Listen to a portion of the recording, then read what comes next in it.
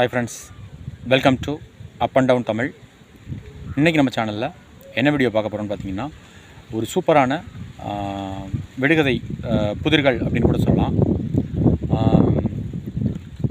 புதிர்களை பார்க்குறதுக்கு முன்னாடி, விடுகதைக்கு உள்ளே போகிறதுக்கு முன்னாடி மறக்காமல் நம்ம channel up and down Tamil சேனலை சப்ஸ்கிரைப் பண்ணிக்கோங்க. சப்ஸ்கிரைப் பட்டனை கிளிக் பண்ணுங்கள். பக்கத்தில் பெல் சிம்பிள் ஒன்று வரும், அதையும் கிளிக் பண்ணுங்கள். ஆல் அப்படிங்கிற ஆப்ஷன் இருக்கும், அதையும் கிளிக் பண்ணிக்கங்க. நான் போடக்கூடிய வீடியோஸ் உங்களுக்கு நோட்டிஃபிகேஷன்ஸ் வரும். மறக்காமல் நம்ம சேனலை லைக் பண்ணுங்கள், ஷேர் பண்ணுங்கள் நம்ம வீடியோஸை. அது எனக்கு ரொம்பவே மோட்டிவேஷனலாகவும் யூஸ்ஃபுல்லாகவும் இருக்கும் நெக்ஸ்ட் வீடியோஸ் மேக் பண்ணுறதுக்கு. இன்றைக்கான புதிர்கட்டங்கள், அதாவது புதிர்கள் அல்லது விடுகதைகளுக்கான குறிப்புகள் என்னன்னு நான் ஒன்றுனா சொல்கிறேன். இது மொத்தம் 4 எழுத்துக்களை கொண்ட ஒரு சொல். 4 எழுத்துக்களை கொண்ட ஒரு சொல். முதல் எழுத்து தானா வரிசையில் இருக்கு இல்லையா, தா வரிசையில் ஆரம்பிக்கக்கூடிய தா அப்படிங்கிறது தான் முதல் எழுத்து. ஆங்கிலத்தில் டைட்டாக இருக்குதுன்னு சொல்கிறோம் இல்லையா, அதுக்கு ஆப்போசிட்னு கூட சொல்லலாம்.